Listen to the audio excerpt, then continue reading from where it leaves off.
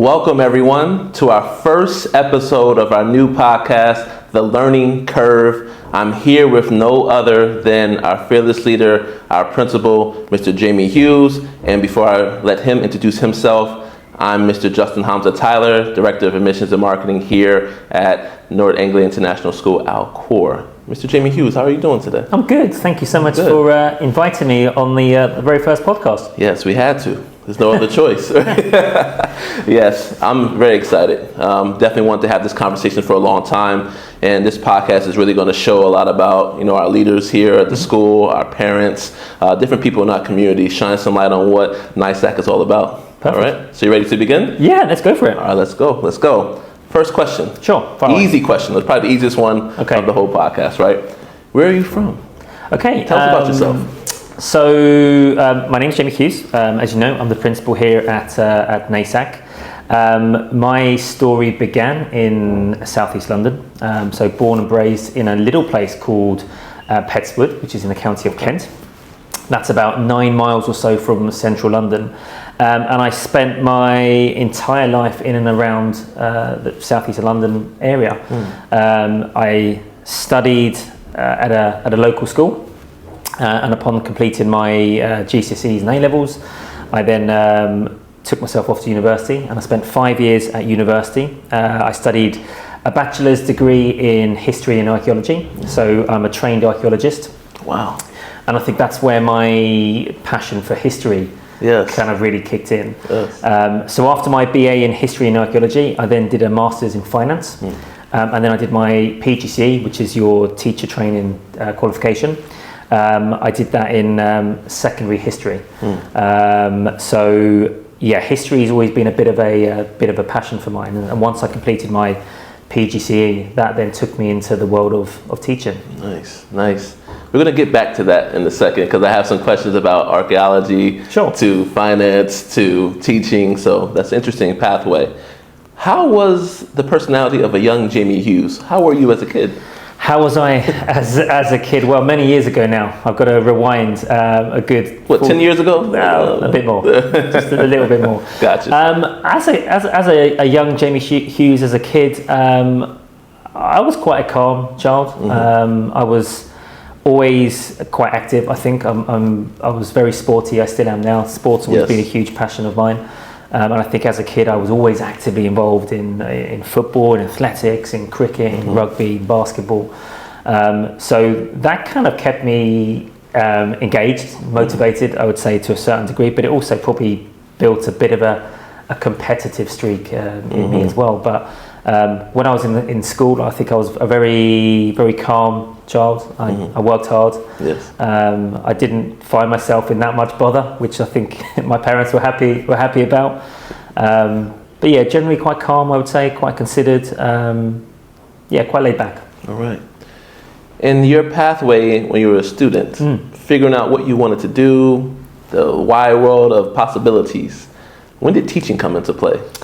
Yeah, that's another good question. I think for me, it came into play when I was at university. Okay. So in between holidays, or in between term time, I joined an international school. So I worked as an activity leader, where essentially international students would travel to the UK.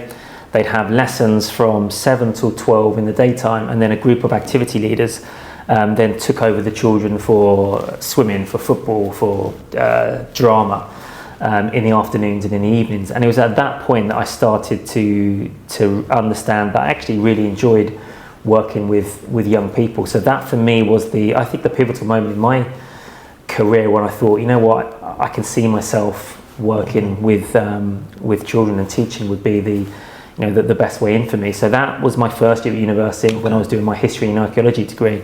Then I did my master's, and then obviously my PGC kicked in. So as a direct result of those summer camps, that then gave me the motivation then to train to become a teacher. Okay, so I have two questions from that. Did you come from a family of educators? No. So my mother was a nurse. Okay. And my father was in finance. He was a bank manager. Okay. So education ran through the family, but not in terms of career. Right. Okay. And then secondly, who was your favorite teacher growing up and why? My favourite teacher growing up was probably my sports teacher, Mr. Marnie, who he's still alive today. I'm still connected with him on social media, and he kind of understood me. I wasn't when I was at school. I was very much motivated by sports, by being in the teams, competing against other schools and in championships. But that at times could take my distraction away from the academics in the classroom. So whilst I wouldn't sit here and say that I wasn't academic in school, I was. It just wasn't of interest to me. Right. But my PE teacher kind of took me under his wing and said, look, if you want to be successful on the sports pitch, you've got to put equal amount of efforts into your studies as well. So I was very lucky that I had a role model that was able to say, you know what, you can have everything, but don't neglect the academics, because the academics are really important. So I think a large part of that still resonates with me now, and obviously my career as a teacher and up until where I am now in a leadership position has always kind of sat in the back of my mind that there's multiple different paths you can go down, but it's important to understand the journey, but not to neglect certain things. And for me, the academics and working hard in school is important. Academically, it's more than just that. I think a lot of people hone in on academics. It's very important, but we want to come out with well-rounded individuals in education. And I think the more well-rounded you are, the more circles you can, be in and talk and network and things like that. That's it, and I think that kind of hits the nail on the head for me. That I think when children come to school, it's not just about being talented or gifted in one specific area. It's about giving kids opportunities to try new things, whether that's sports, whether it's performing arts, whether it's passion for chemistry or physics or maths or whatever it might be. It's important to create those well-rounded individuals, and Absolutely. I think I was lucky that I had a role model that really opened my eyes to that. Absolutely. So when you finally made that decision to pursue your certification in teaching, yes, did you know you were going to be a principal one day? No. So what, definitely not. What was the end goal for you at that time, and how did you become a teacher that actually thought about being a leader in the school? That's another good question. I think for me, my career has been quite considered. I've been very lucky that I've been able to work in a variety of different schools. So I trained as a secondary school history teacher. Yes. And I taught in the UK for about 8 or 9 years before I transitioned abroad. But I worked as a secondary school history teacher, as I mentioned. I've worked as a primary teacher. I've worked in independent schools, in state schools, so in a variety of different organisations. And I think over my career, I've worked for many great teams, worked for many great leaders, and I think over time, you learn and pick things up from certain people, and then you start to see perhaps where your skill set lies. And for me, working with other people and getting people to respond in certain ways has always been something that I found comfortable for me. I wouldn't say it's necessarily easy, but I've always managed to get on with people, and I think by default, because of my character, it's kind of allowed me then to transition into some leadership roles. But I guess to go back to the first question, I never thought I would be in this position now. It kind of organically developed over time, I think, as I became more experienced and as me as a person grew over time as well. Right. So my experiences have definitely shaped who I am and obviously where I am today. Absolutely. I think you spent around 7-8 years in the UK before you came to Qatar? Yes. What lessons did you learn in the UK as a teacher that prepared you to actually teach abroad in Qatar? Yeah, in the UK, as I mentioned, I worked in a variety of different schools, and every school that you work at, you come across different kids, different parents. There's lots of different circumstances and situations that you have to navigate. So having a rich experience of teaching in the UK, I think just opened my eyes to a variety of different ways. One of the schools I worked in the UK was an international boarding school. So a lot of students would travel to the school from afar. They'd living on site for most of the year, and seeing how that school worked and operated with all of those international kids, for me, was kind of like the perfect platform before I transitioned to an international school. So my last school before I came to Qatar, as I said, was that international school. And I think understanding a bit more about how an international school operates prepared me, beautifully for my transition into Qatar back in 2011, I think it was. 2011. Wow. Okay.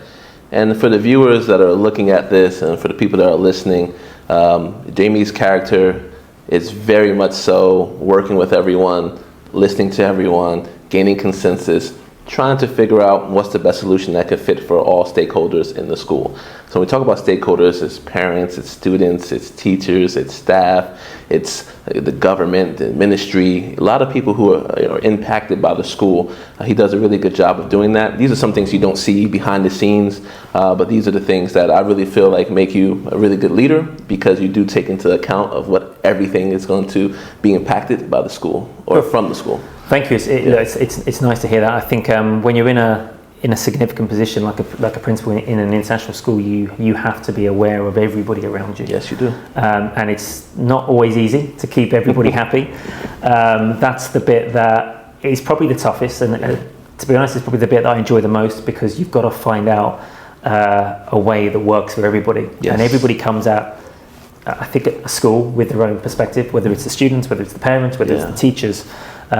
You've got to find those unique ways to make sure that everybody is motivated, everybody is buying into the culture and buying into the vision and the mission of the school. So is there one right way to lead?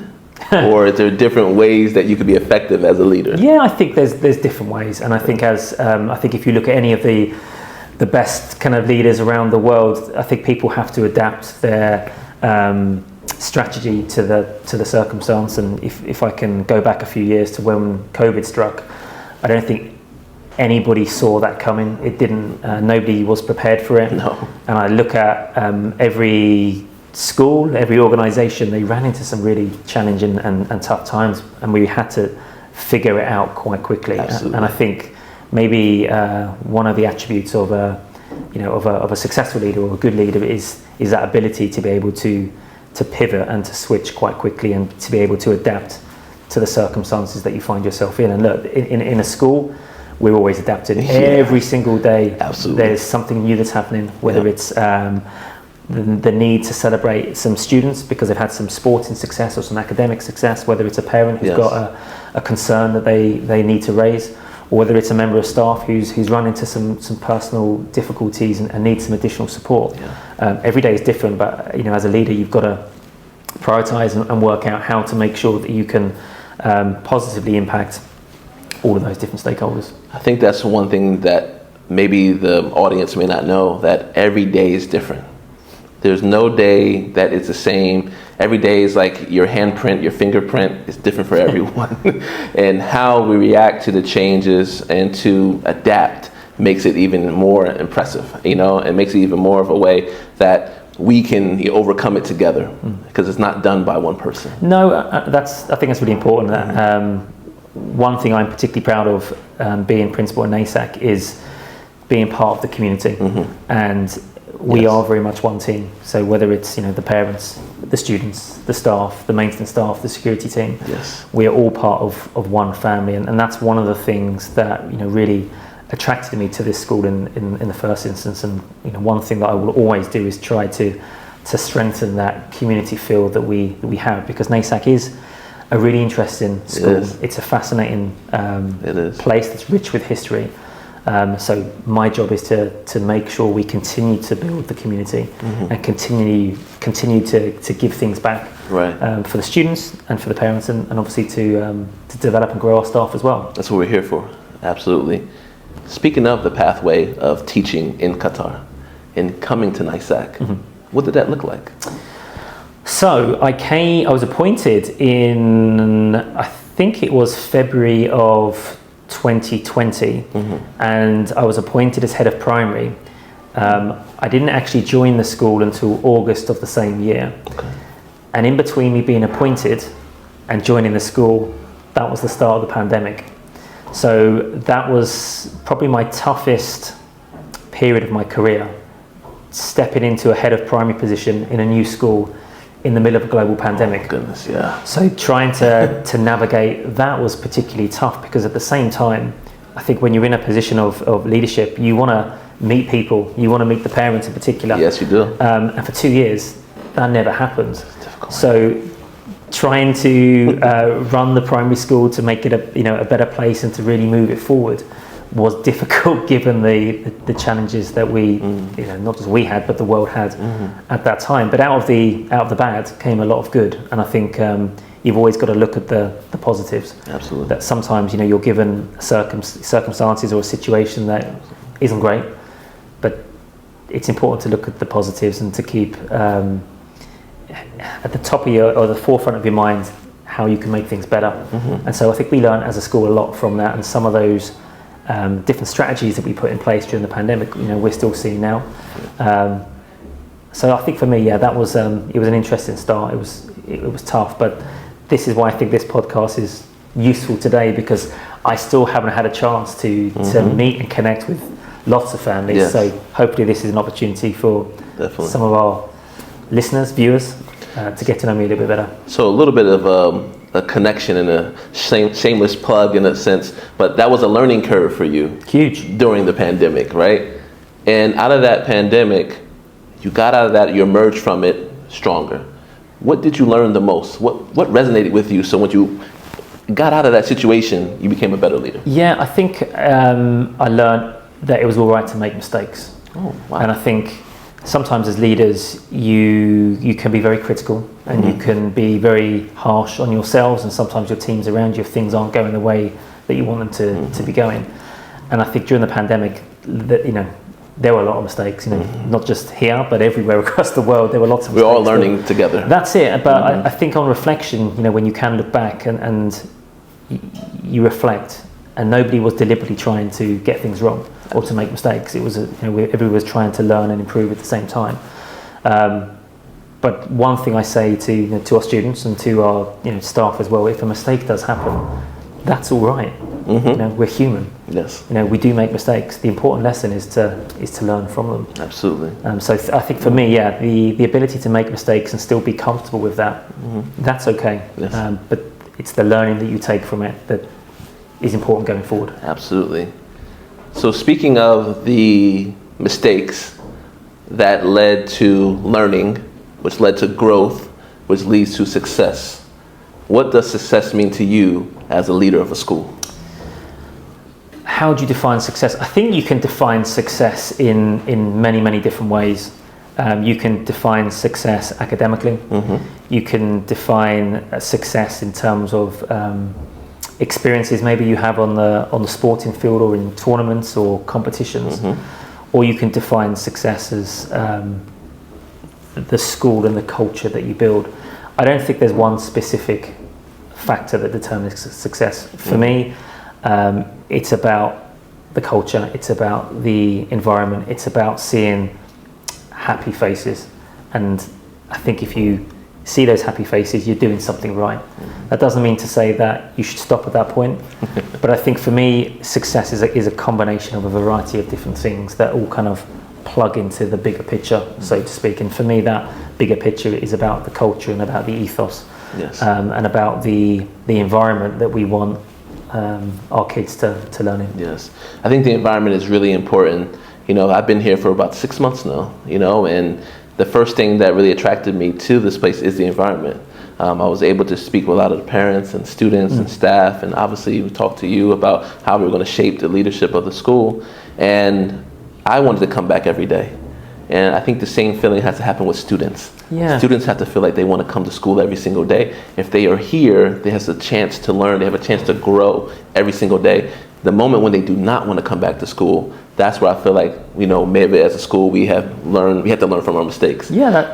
But I love the kids want to come, and that's what I love about this school. I think you're right. If you get to the point where the students are unhappy, something's wrong. Yes. And what I'm very passionate about is, as I keep mentioning, this idea of culture, about creating a school where the kids jump out of bed in the morning. Yes. And they want to come to school, they want to learn, they want to engage with their teachers, they're motivated, and they're excited about the lessons that they're going to be taking part in. Yeah. So creating an inspirational and a creative curriculum is something that I think sets us apart perhaps from perhaps some other schools in Qatar, our I believe staff are really passionate about inspiring our kids and about making lessons that are really exciting and fun.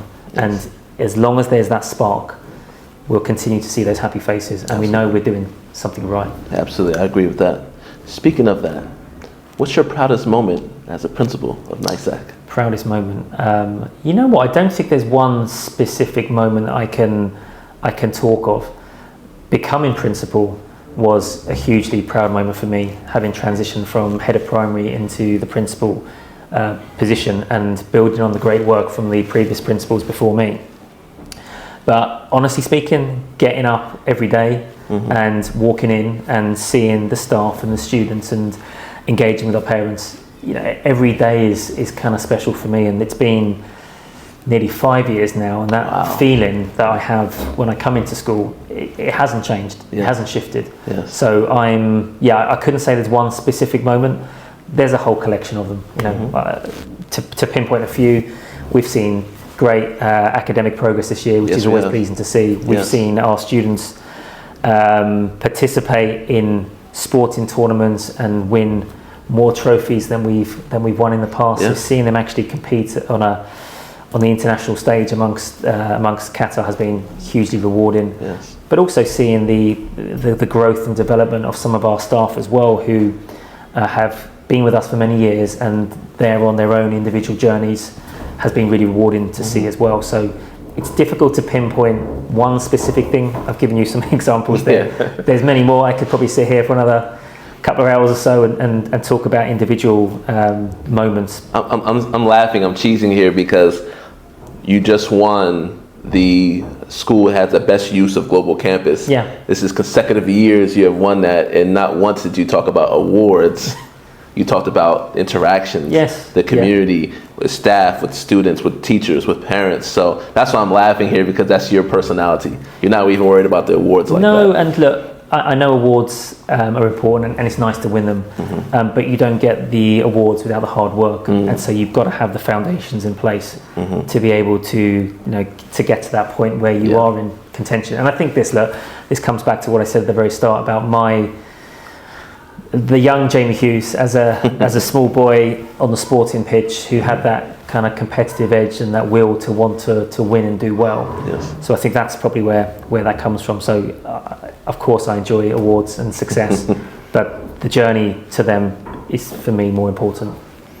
I almost forgot to ask you this. You're also a parent at NAISAK as well. 2 young children. Yes. How's your experience as a NAISAK parent, and which one of your children are most like you? Okay, so Henry he's 8. He's in year 4 at the moment. He joined when I joined NAISAK back in 2020. Maggie is in year 1, so she's 5. She joined 2 years ago, and then my youngest Charlie, he's not at school yet, but he'll be coming to NAISAK next year. So I'll have a small army of my children in the school next year. Nice. As a parent, so stepping away from my principal position at the moment, I'm incredibly proud that my kids come to this school, and they, like me, love jumping out of bed in the morning, coming to school, engaging with their teachers. They are incredibly supported. They have great friends. They have a makeup of friends from all around the world. They do. So they have a real international friendship group, which for me I think is incredibly important, and being able to expose my children to different cultures and countries, I know is going to make them into, as we spoke about at the start, really kind of well-rounded children, young adults as they grow up. So yeah, my kids couldn't be happier coming to NAISAK, and as a dad I couldn't be happier because of the opportunities that they have. We're fortunate to be part of North Anglia, which is a huge organisation which caters to premium international schools all around the world. And because of the support of our company, my children, along with the other children in the school, get to have opportunities that I don't think they would get to have ordinarily in any other international school in Qatar. So for me, that's, and as a dad, I couldn't be happier with their development, the opportunities they're having both within the classroom and also outside of the classroom as well. Right. So yeah, yeah, they couldn't be happier with having to. In fact, getting them out of school at times. I was going to say that. It's quite tough. So when I'm ready to go home, it's trying to get them away from their clubs or getting them out of the building can be tough. Right. So that's a good sign. Yes. I'm taking it as. I was just going to say that as well. That's what I was laughing too. I'm like, getting them out of the school is actually the tougher part. It seems like. So that's amazing. That's good. I have one more question for you. If anyone is listening to this podcast or watching the podcast and they're not a NAISAK parent, what are they missing? What are they missing? I think they're missing out on a world-class education with world-class teachers. I agree. I mentioned before that we're very lucky to be working alongside North Anglia Education, and the benefits of working for a global company are phenomenal. Phenomenal. Some of the opportunities that our students have, whether it's trips to Tanzania, whether it's global campus. I've never seen global campus before done. This is it. Platforms that allow our students to be able to connect with other students around the world. Yes. It's second to none. I don't know of any other leading school organisation that can offer the same opportunities that we can. Absolutely. So, as a prospective parent, perhaps looking in, absolutely have a look at North Anglia, have a look at NAISAK, because we are doing something different to what other schools are doing. And for me, as I mentioned, it's about those opportunities that our students have access to that ordinarily I don't think they would get in any other international school. Absolutely.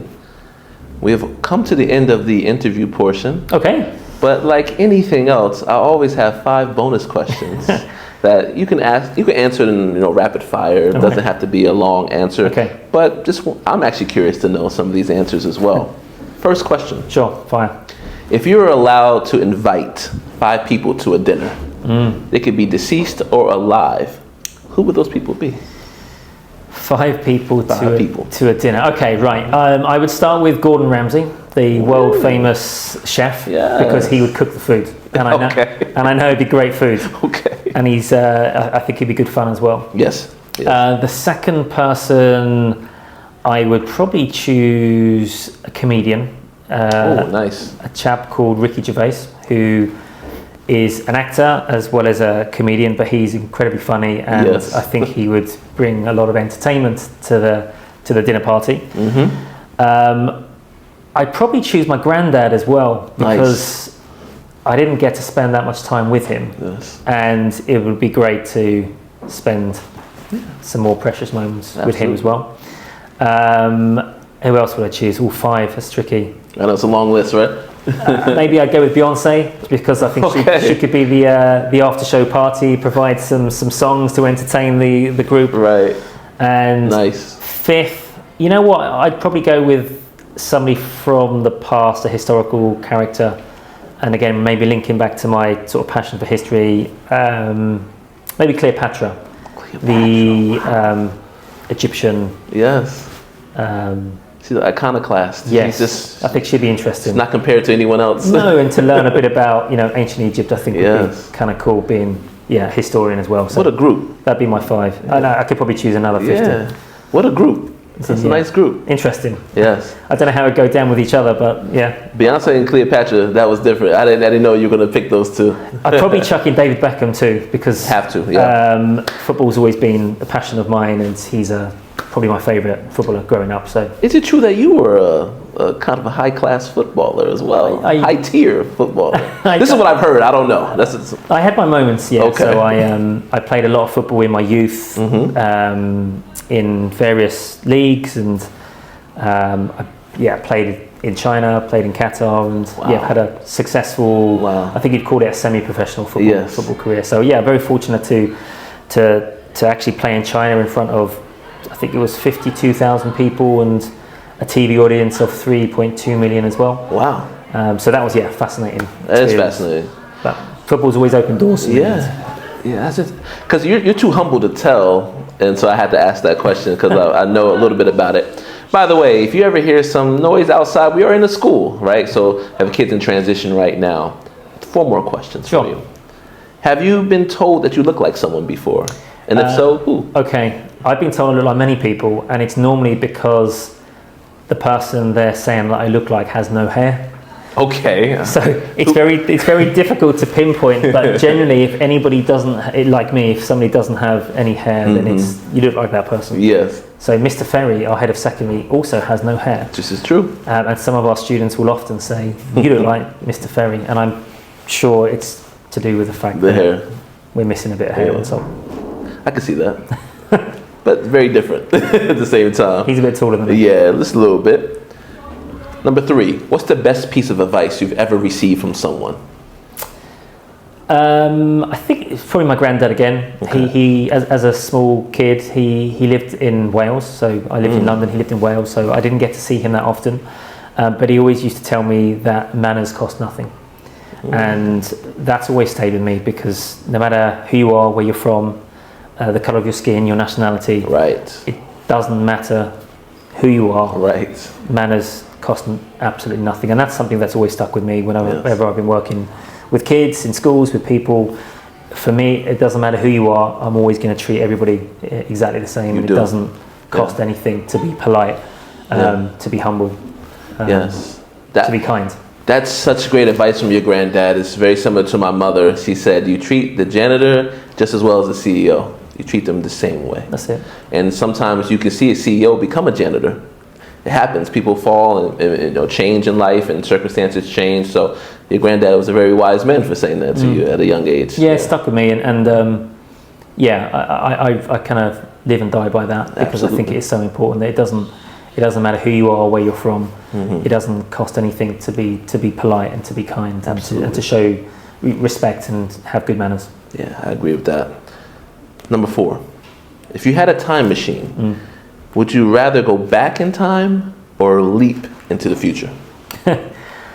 Ooh, back in time or leap to the future? It's a curveball question. Yeah, so the historian in me would want to go back to the past. Okay. Because I'm fascinated by the past, and I think as an archaeologist as well, I'm always intrigued by what's happened before. But then I'm also super curious, and part of me would like to go to the future to have a little look to see what life is like there, so that I can prepare for it when I get there. So I'd probably sit on the fence on this one. I'd say if I had a time machine, I'd probably do a bit of both. So let me ask you this. So what time frame, if you were to go back in the past, because I know you're a historian, archaeologist, like, those passions, what was it Boardwalk Empire? Is it, tell me like what? Yeah, I guess for me, when it comes to history, I mean, it's vast. It's vast, but I would love to go back to prehistoric times to see what the Earth looked like, to see dinosaurs in full swing, a bit of Jurassic Park coming out of me here. Wow. But then equally, kind of medieval England, which is obviously where I'm from. That the kind of kings and queens of that era would be quite interesting for me as well. So castles and that kind of way of living. So honestly, any kind of history would be, I think I'd be intrigued by and be curious by that. Yeah, prehistoric times, dinosaurs. I think I'd just be fascinated to see what the Earth looked like with these huge dinosaurs. Now we would become the hunted. Yeah. So you still want to live in that era? Well, I'd hide. Okay. Wonderful. All right, last question. What is your favorite thing about living in this country? Oh, wow. That's not an easy question, because I've been here now 13 years, and Qatar now is my home. It's such a warm and welcoming country, and it's given me everything. So I met my wife here. 2 of my children were born in Qatar. Nice. Our home is here now, and when people speak to me about Qatar, I refer to it as home. So where to start? I mean, look, I love the food. I love the people. I love the climate. Right. It's just a wonderful country that continues to evolve. So for me, it's really difficult to pinpoint one specific thing, because, as I said, now it is home for me. But all of those things I mentioned, they all play a big part. There's something beautiful about waking up in the morning and having the sunshine and the blue sky. Yes. And then you've got the incredible infrastructure and some of the designs of the buildings. It just makes it a really interesting and a warm place to live. Not just in terms of the heat, but in terms of the people and the feel to the country. So I agree with you. yeah, it's hard to pinpoint, but everything and above. I agree wholeheartedly. That's it. That's all the time we have. I could have kept talking to you for 20 more minutes, 30 minutes. I don't know how long the recording is, but it's been a pleasure. Thank you very much. And I really do hope that everyone here can get the chance to know you a little bit more through your story here and in your platform, and to feel free to talk with us. You know, if you see Mr. Jamie around, he's super approachable, very approachable. So again, we do everything for our parents, our students, our staff, teachers, everyone that's connected to the school. Is bigger than just us. We do it for you, and we'll always continue to do it for you. This is it, signing off the first episode of the Learning Curve podcast, and make sure you follow our hashtag, Khor to the core. Sayonara.